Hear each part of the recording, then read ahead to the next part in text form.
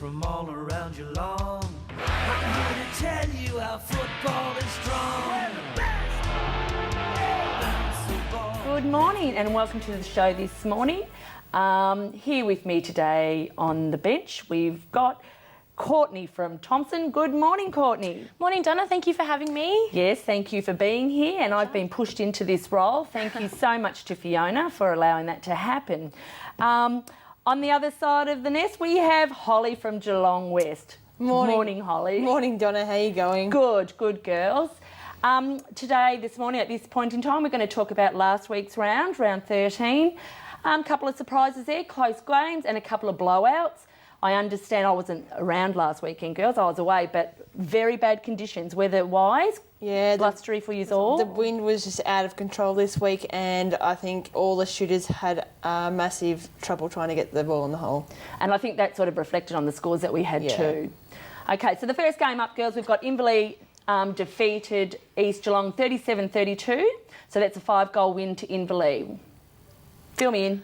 I saw that Lisa Baker, who is a very experienced player, played a full game out at Inverleigh, and I think her experience in conditions like that would have made a real difference to the Hawks. And well, Lisa Baker, that's her first game back for the year, I was told. Oh, okay. So that was, that's her first game.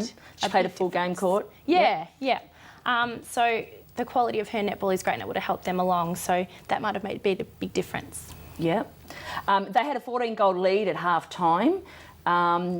So in saying that, with the conditions that we did have, it was probably a bit impossible to come back from that situation. Holly, any other comments, do you think, down there at Inverleigh, sorry? Look, I think that's just a big win for Inverleigh, because they are trying to get into that top 5. Yep. And East Geelong is currently in that top 5, so for them to actually get that win, was pretty good going. Yep. Conditions-wise, it looked pretty like it was a pretty good match-up both ways. So because Inverleigh are currently sitting on 6th position on the ladder, so give a win this week and a cryo loss today, that could see Inverleigh move into the 5. So that'll be very interesting. Best players, Karen Arnell, Lucy Banks and Kelsey Whitebeck, the usuals, I would say, girls, for that game. Yeah, sounds like the usual. Sounds like it was a pretty stock standard game. Absolutely. Okay, the next game we have Bellpost Hill, 46 defeated Cryo 40. Only 6 goals in that game. Bellpost Hill got out to a strong lead at the first quarter by 6 goals and had an 11-goal lead at half-time. Cryo did fight back in the end to lose by 6. So what are your thoughts on that? I think Kim Martin's height would have been an absolute asset in conditions like that, just holding under the post for good feeding. She's got a really big advantage, so I think that would have helped them. It's actually closer than I thought it would be. Yeah, and I thought that too, actually. I don't know whether Sononu Robertson's absence due to her commitments in the World Championships may have made a difference, but it seemed that Danielle Davis really stood up against her old team. Yep. So, it was surprising, but I just wonder if Cryo had a full side. Yeah, well, that would be interesting too. I do know Tammy Eldridge did play, and I think we were talking earlier, and we did say that Sonia Harris also was included in that one as well this week, so that probably made a bit more of a difference to the Cryo side. Absolutely. Well, Kim Martin shot 41 goals again for this week. It's under the 50 that we planned for. Kim, what's happening? So I did my statistics, Kim, and now with 5 games to go, you've got 69 goals per game starting from today. So we're going to get on the Kim bandwagon and we're going to report this every week. Kim, we want to see that 1,000 goals up. But congratulations to Bellpost Hill on that close win from Anarchy. Now the next game on the board, we have my own Anarchy 9. We lost to Werribee, surprise, surprise, and they were 50. So we lost by 41 goals. Speaking to the coach, Gavin, over the week, we went out apparently at half-time and the girls, he said, tried hardest in their half-time but realised they were just too strong. And Werribee are a strong team. I have to say that apparently they only had 7. They're 7 and that was it. And they had a girl from B grade come up, I think Elise Tubbs come up from B grade. So, I mean, congratulations to Werribee for just playing with 7 players for a start in those conditions out at Anarchy. But as I said, too hard for Anarchy, and it was just a no-win situation there. Tough. But I have to say, Celeste, not a goaler. You're not a goaler. Don't pressure Gavin anymore. Stay in centre. Thank you. Okay, next on the board we have Bannockburn v Thompson, 41-39. Close game. Tell us about it, Court. Yes, that was very, very disappointing. I will admit, I had a few tears at the end of the game. We felt, and I'm going to put it out there and say that I think Bannockburn felt that we were in control for most of the game. We were down by 6 at half-time and had a 7-goal turnaround in the third quarter. So we were up by 1 heading into the last. We made a couple of really crucial errors.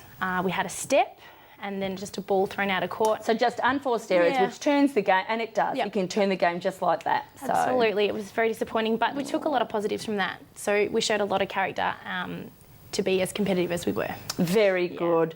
Don't worry, Court. Sorry about the tears, dear. These things happen. Okay, next game, girls. We've got Geelong West lost to Belmont, 21-28. So there was only a 7-goal game there too. Yes. Tell me about it. Oh, look, I was very, very disappointed as well, Donna. We didn't think we were going to win by any means. We thought it was going to be a pretty close game. The wind played hassles with our shooters. We did have one of our shooters out, Robin Giles, who gives us the height down there and usually gets rebounds. The girls just couldn't get the rebounds down their end. Belmont, give them credit, they stood up and they took advantage of our errors as well and converted them into goals. It was pretty well matched most of the way, but we just couldn't get over the line, and Belmont did a really good job, and they got over the line. So yeah, as you say, and it goes for every team. For last week, girls, those conditions, they wreaked havoc absolutely everywhere. So that didn't help some teams either. Winchelsea 77 defeated North Geelong 19. Yeah. That's a win of 58 goals to Winchelsea. Geez, I know the conditions would have been really, really, really hard down at Winchelsea with that open breeze and the open paddocks and stuff. But, they had an 18-goal lead at half-time, then a 37-goal lead at three-quarter time. I mean, what can you say? I think they had both the Knott sisters playing, didn't they, this week as well, which would have given them a bit more of an advantage. Yeah, and Kathleen actually shot 65 goals for Winch, so... So, I mean, North probably struggled against that. They're quite tall and quite strong, and they could have just sat under the post and probably popped them straight in. I mean, it is the biggest score for the round, but I guess North tried their hardest, but Winch just looked like they were way too strong. I noticed that North Geelong used 4 goalers on the day side. They swapped and changed? So maybe the height of Winch's defence and the pressure that they put on, I think North may have tried a few combinations there, but 4 goalers is quite a lot. Yeah, and the thing is, and we've said this all the time with North Geelong, maybe Cry, up and down, and we just don't know from one week to another where they're heading either. See, Amy Worth, she played a great game in defence, which she always does, mind you. But Julia Lucic, she tried really hard for North Geelong all game in defence, and she's a little whip at that one. So congratulations to her for a great game. But, North Geelong got their work cut out for them and sitting 7th on the ladder, so still got a chance to get there, we hope. But we'll discuss the ladder a little bit later on, girls. So we'll take a break now on the Netball Morning Show, and we will come back soon.